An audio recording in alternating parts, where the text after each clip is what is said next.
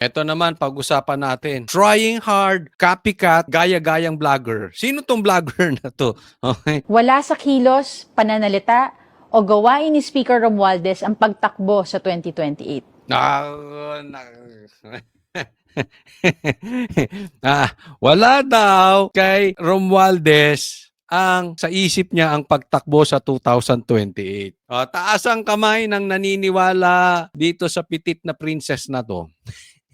Hindi ba't ko nasasabi, pitit, ulitin ko, nabanggit ko na to sa ibang vlog ko. Kasi yung princess, ang pumapasok talaga sa isip ko, yung mga tipo ng mga Snow White, yung mga ganyan, Cinderella, yung mga pitit ba?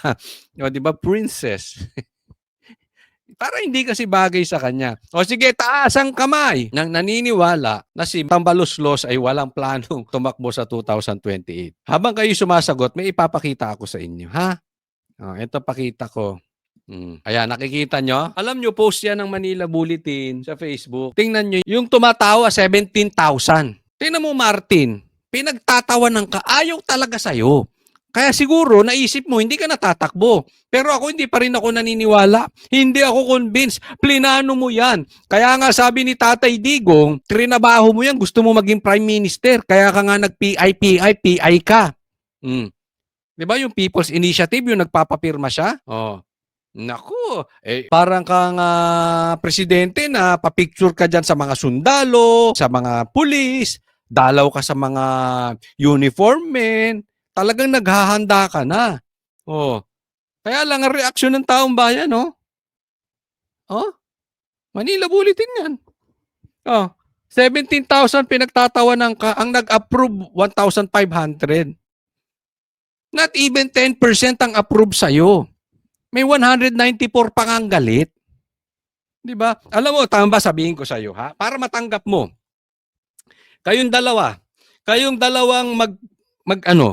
kayong dalawang pitit na mag-amo, hindi ka gusto ng taong bayan.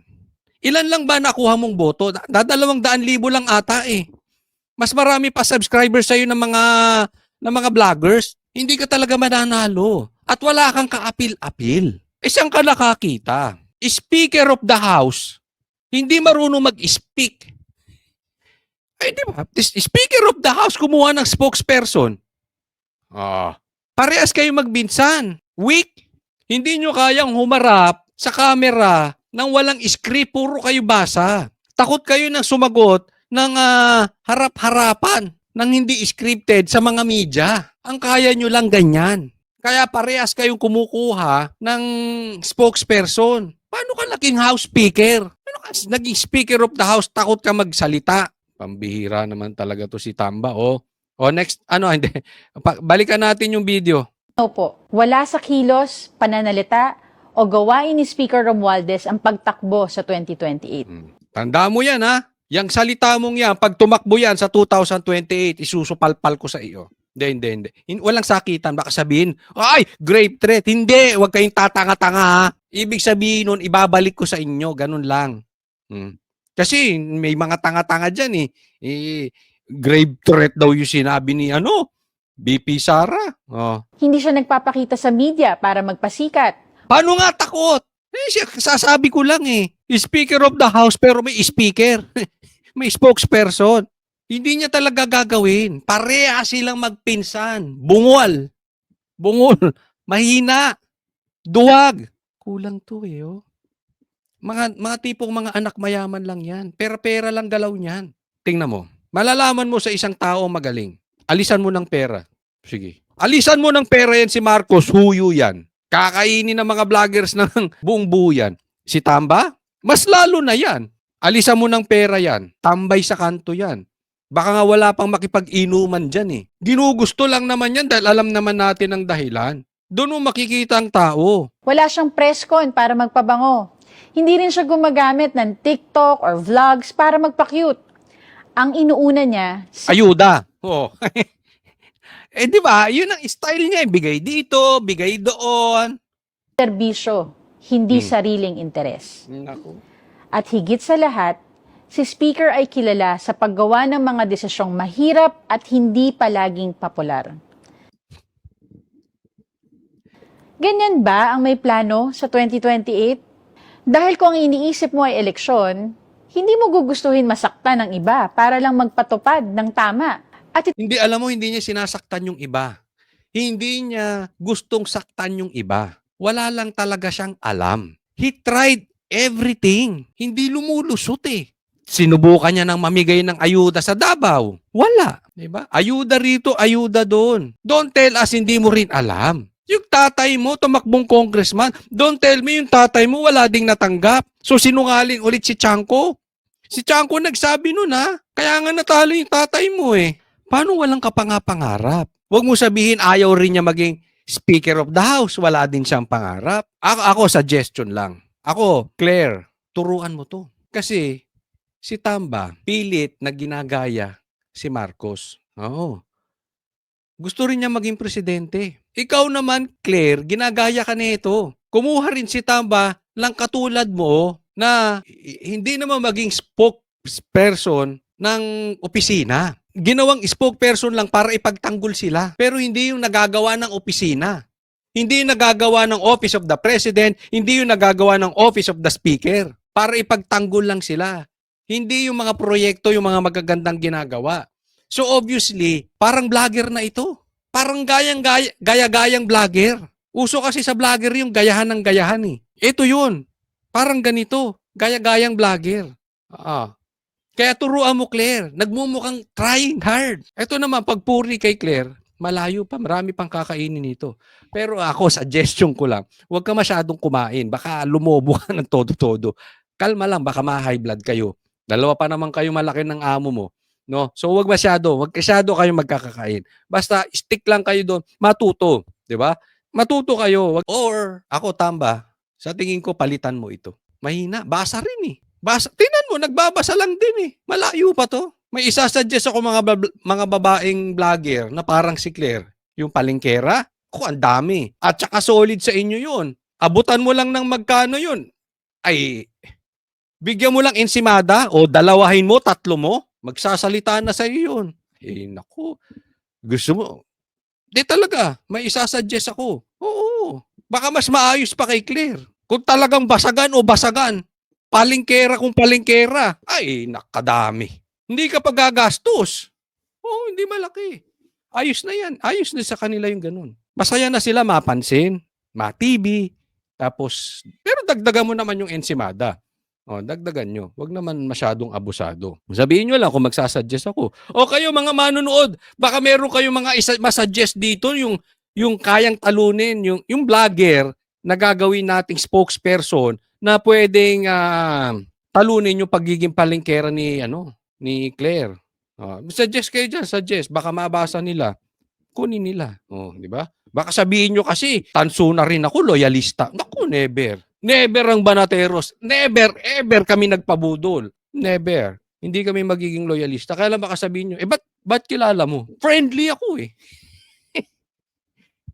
Kaya kung ang labanan, palengkerahan lang, marami. Lagay nyo na lang, kayo na mag-suggest. ito po ang tanong. Di ba kayo nagtataka kung bakit pilit nilang pinupunterya ang isang taong sinasabi nila hindi naman lumalabas sa survey bilang kandidato sa 2028? Paano? Siya nga, bakit daw pinupuntirya si Tamba?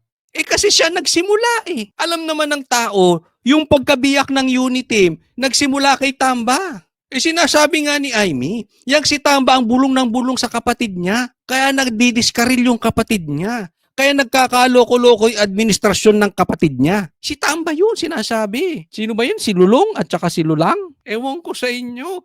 Ikaw naman, napaka-in denial mo naman, princess. Baka naman ginagamit lang nila si speaker para mambastos, para magpatawa, o para magpakitang tao sa publiko. Naku po, walang influence si speaker. Natatawa ko gagamitin si... Alam mo, ang ginagamit, may influence. Bigyan kitang halimbawa. Ang dami dating minumura si Tatay Digong, ngayon andi dito na. Bakit? Kasi kagamit-gamit ang Duterte. Malakas ang influence. Si Tamba, walang influence. Meron siya pera. So, hindi gagamitin yan para atakihin si Tamba since walang makukuhang pera. Nagigets nyo? Kasi wala naman siyang influence eh. Walang pakinabang sa kanya. Unless pera-pera ang usapan. Ala ka naman bigyan niya ng pera yung tumitira sa kanya. Kagago naman nun. Di ba hindi? Pero huwag tayong maglokohan. Magpatawag ng press con si Tamba. Wala halos pupuntang vlogger dyan. Bakit? Walang views yan eh. Walang charisma yan. Don't tell me wala kang alam. Don't tell me hindi mo alam yun. Walang influence. Sa totoo, kung influence ang pag-uusapan, diretsahin kita. Princess. Walang bilang si Tamba. Wala. Ang bilang lang yan, pagbigayan. Ayuda-ayuda. Yan. May bilang siya. Other than that, sa Pilipinas, wala yung bilang. Kung may checklist ng pagiging presidentiable, mukhang may ilan pong gustong makaperpekto. Pero si Speaker, wala sa checklist. Nasa trabaho. Anong nagawa niyan? Tingnan mo yung probinsya niyan. Baka yung bahay lang niya malaki. Yung probinsya niya hirap. Yung probinsya ba niyan didikit sa ganda ng Davao? Anong nagawa? Sige nga. Anong lihitimong nagawa niya? Ano? Puro nga purwisyo nagawa niyan eh. Nang dahil dyan, hindi na tayo natapos sa bickering, sagutan, talastasan, banatan.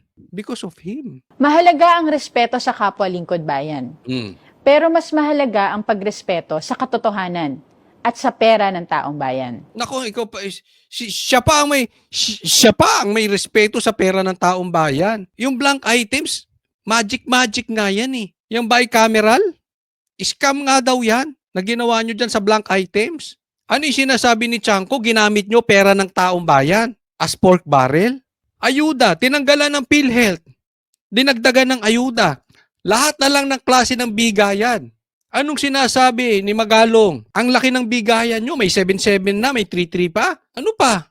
Anong numero pang bigayan? Kaya kita mo, pinagtatawanan kayo sa Facebook. Wala kasing naniniwala. Mabigat po ang mga personal na banat. Pero mas mabigat Hindi personal yun. Anong personal doon? Ayuda personal? Pork barrel personal?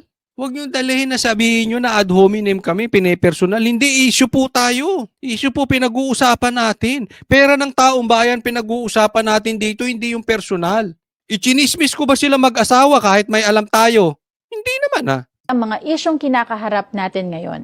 Katiwalian, kapabayaan, at maling paggamit ng pondo. Naksa po. Of all people, princess, sabihin nyo ng lahat sa Pilipinas. Pero of all people, hindi yung amo mo ang magsasabi na maling paggamit ng pera. Wag. Talagang magagalit ang taong bayan. Kaya ganyan na natatanggap nyo. Walang maniniwala. It's the same thing as tawagin nyo ng babaero si Tatay Digong, mamamatay tao, lahat. Kahit hindi ako naniniwala, posibleng maniwala pa ang taong bayan. Pero sasabihin nyo magnanakaw ang Duterte, walang maniniwala. Same thing dyan kay Tamba. Yung sasabihin nyo na yung maling paggamit ng pera, wala siya sa posisyon magsalita niyan, princess. Ay, nako.